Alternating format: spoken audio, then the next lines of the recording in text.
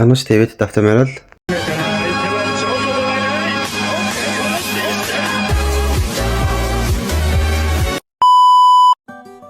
Сэмэцэнэ та бүгдээ өнөөдөр One Piece анимын зохиогч Eiichiro Odaгийн талаар ярихад бэлэн болоод байна. Eiichiro Oda 1975 оны 1-р сарын 1-ний өдөр Японы Кумамото хотод төрсэн. Өдгөө 50 насыг хүрч байгаа. Eiichiro Odaгийн ажлынхан гар болохоор түүнийг 17 настайгаас хойш эхэлсэн.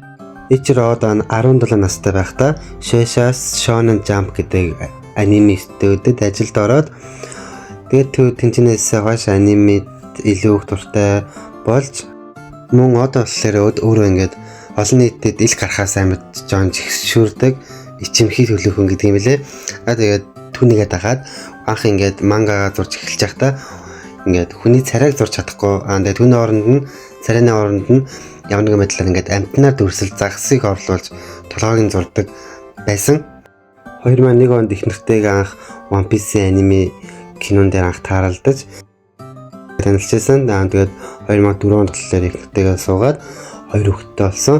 Мөн One Piece анимег зохиож ирсэнээс хойш маш их завгүй ажилладаг болоод өдөрт 3 цаг унтдаг болсон. Мөн гэр бүлээсээ тустай амьдрах шийдвэр гаргаад тэгээд 7 хоногт 2-3 удаа гэртээ ирж гэр хинтэйгээ уулздаг гэдэг юм лээ. One Piece-ийн гол дүр болох Luffy, Zoro, Nami, Sanji гэх мэтлэн дөрүүд нь ингээд анх маш бүдүүн тарган байсан. Тэгээд одоо энийг болоод эсэ бүгдийн гоо сахнаас мис хасалт оруулаад ийм болсон байгаа. Санийх бол жоок байсан манайхаа итгэж болохгүй шүү. One Piece аниме маань анх 1997 онд мангаанд хэвлэгдэж 1999 онд телевизээр гарч эхэлсэн. Тэгээд 1999 оноос хойш одоо хүртэл 2025 оны хүртэл гарч байгаа. Гол дүр маань Mugiwara Luffy буюу төрсөн малгай Luffy 78 настай хаан болохоос зорилготой 17 настай анх далаад гарч ирсэн. Гарсанаас хойш найзуудтай болж тэднэртэйгээ хамт нийлээд өөрсдийн хүсэл зорилготой нэгэн доор нэгдэж хамт Nakama болсон мэт. Дараагийн дүр маань Zoro Luffy-тэй хамгийн анх нэг баг болж Luffy-д итгэж Luffy-тэй хамтрахаар шийдсэн. Мөн түүний зорилго нь болохоор дэлхийн хамгийн хүчрхэг сэлэмчин болохыг зорддог. Мөн түүнд зүгчиг гэж байдаггүй. Luffy-гийн багийн нэгэн хөөрхөн дүр болох Nami тэрээр дэлхийн газрын зургийг зурх зорилготой мөн мөнгөнд маш их дуртай хөлгийнхаа чиглүүлэгчийг хийдэг үцгэлэн тэмэгтэй байгаа. Хөлгийн бас нэгэн хөгжилтэй дүр болох Sanji тэрээр эмэгтэй хүмүүст маш их дуртай каштантай гэхдээ супер гоё амттай хоол хийж чаддаг. Мөн тэрээр дэлхийн бүх талыг олох зорилготой аялалд гарсан байгаа. Хаз түүний хизэж орхиог юм тэр бол хөлгийнхөө номер 1 мэрэгэн бууч Goddos буюу супер хүчрхэг гэж боддог, бас өөр байдаг гэж боддог, бас хөлгийн нөгөө нэг ах бат нь байгаа. Бид бүгдийн хайртай хамгийн игдүүтэй чихрэн дурттай тийм ээ тэр бол Tony Chopper буюу хөлгийнхоо эмчийг хийдэг үнэхээр ухаантай Chopper байгаа. Анх Luffy-гийн дайснаар гарч ирж байсан ч Luffy-д итгэж Luffy-г мөн ганц 2 удаа үхлийн иргэнтээс аварч ирсэн супер дүр болох хөлгийн археологч Nico Robin.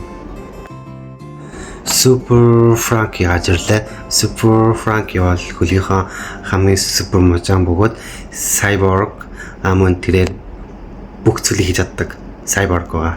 Донд хайртай бүрэг маань тэрээр үхсэн ч гэсэн түүнийг өхөлж хүртэл зогсоож чадаагүй тийм л хүчрхэг дүр мөн тэрээр өөрийнхөө багийн найз болох Laboo-ыг хайж байгаа. Түүнтэйгээ уулзах нь түүний гол зорилго нь байгаа. Luffy-ийн багт хамгийн сүүлд орж ирсэн Jinbe оёбон Jinbe маань болохоор хүн загас тэгээд Luffy үхлийн ирмэг дээрээс маш олон удаа аварч исэн.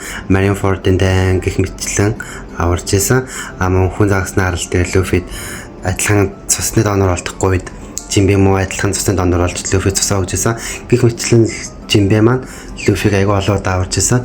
Бис аниме маань хийгдэж эхэлсэнээс хойш 10 гаруй бүрийн хэмжээний кино гаргасан.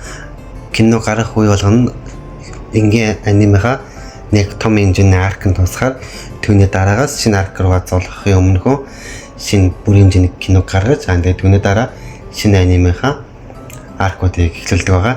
Мөн түүний адил нэгэн жишээгээр ингээд One Piece маань одоо хүртэл 1999 оноос хойш 2025 он хүртэл 10 гаруй хэмжээний бүрэн анимуудыг мөн гаргасан байдаг. Хамгийн сүүлд гаргасан нь болохоор Ирээд гэдэг аним байгаа. Шанксийн охины харуулсан ам Шанкс тэрийг харуулсан тийм хэмжээний кино байгаа. За тэгээд та бүгдээ миний анимыг танилцуулъя. Энэ хүртэл үзэж өгсөнд баярлалаа. За тэгээд дараагийн бичлэгүүд дээр хамтдаа дахиад олон янзын аним эсвэл бас олон янзын зүйлийг хамтдаа ярилцъя. За тэгээд дараагийн бичлэг хүртэл баяртай.